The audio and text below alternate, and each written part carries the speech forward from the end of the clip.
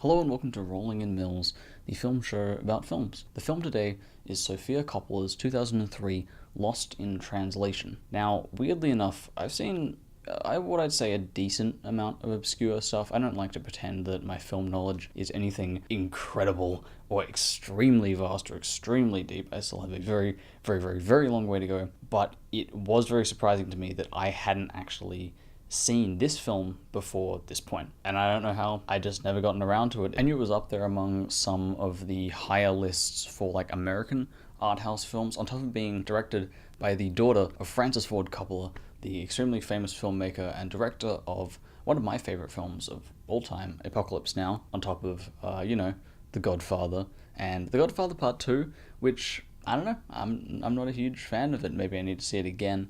If the critical consensus is against me, then, I may as well give it another try. But to be honest, I found that film very, very bloated. Not particularly great. Though I did absolutely love the first Godfather film. I think it's amazing. Anyway, back to Sofia Coppola. This is the only film of hers that I've seen, and it's really the only one I've actually heard of, and I'm not really sure what that means for her career. The only other thing I've really heard of her doing is the third Godfather film, which is like universally panned, and people kind of called nepotism and said she was by far the worst part of that film. Because if you don't know, they made a third Godfather film quite a bit of a way after the second one, with old Al Pacino, and Sofia Coppola's in it. I don't know who she is. I think she's Al Pacino's daughter, and apparently she just kind of ruins the whole film or something, but I don't know. I haven't seen it. Anyway, Lost in Translation follows Bill Murray, surprisingly, in a serious role, and Scarlett Johansson kind of being trapped and isolated in Japan in these kind of horrible relationships. Bill Murray is a very, very famous actor, and he's kind of estranged from his wife slightly. His marriage has been going for 25 years, but he's obviously unhappy. He has a very, very poor connection with his child. In one of the opening scenes, he actually forgets his child's birthday when in Japan, and then they just kind of go, oh, well, we kind of expected you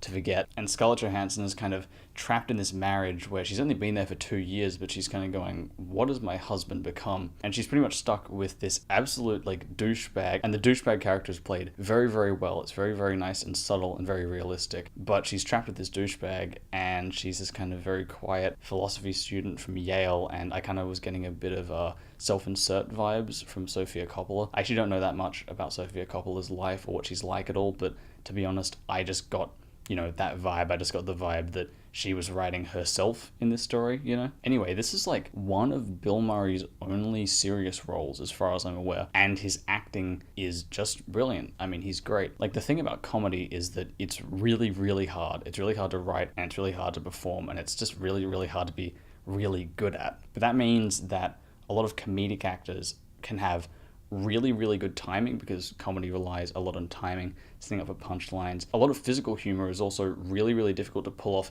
and very intricate, which means that you get someone like Bill Murray doing a serious role. He can play it just brilliantly. He knows the tone and pace and just has immaculate body language, and it's really fascinating to watch, actually. It's like how Jim Carrey plays a really, really good serious role in Eternal Sunshine of a Spotless Mind. I really like the editing and cinematography in this film, particularly, on top of the writing and acting. The cinematography is really clean and has this fantastic use of white space to kind of imply this emptiness in these people's lives, and thus fulfillment when they basically get together and have this kind of awkward love affair that doesn't really take off. And for that reason, this film also really, really reminds me of a Wong Kar-wai film, particularly In the Mood for Love or Chungking Express. This film actually feels like someone got those two films, made them Western, got Western actors, and then just mash them together to create something that's, still really good. But I mean, I was getting really, really strong vibes from those films. And it kind of fits the time period as well. This came out in 2003. In the Mood for Love was 99.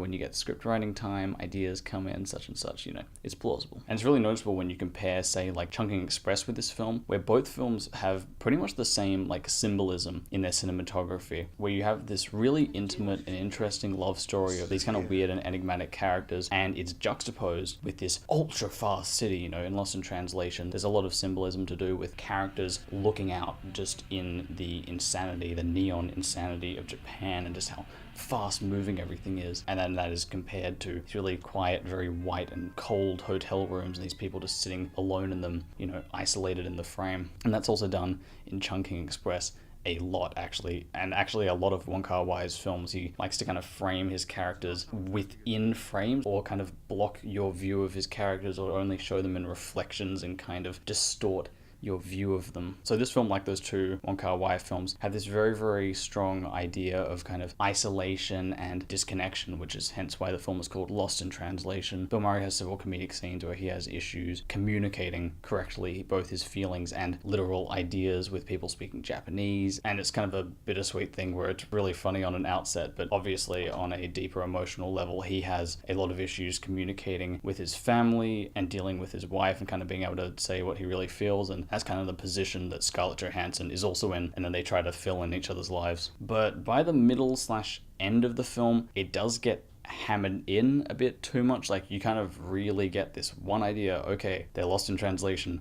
I get it. And by this one hospital scene where Scarlett Johansson has broken her toe, you just have this scene again where it's like, oh, okay, Bill Murray doesn't understand what they're saying.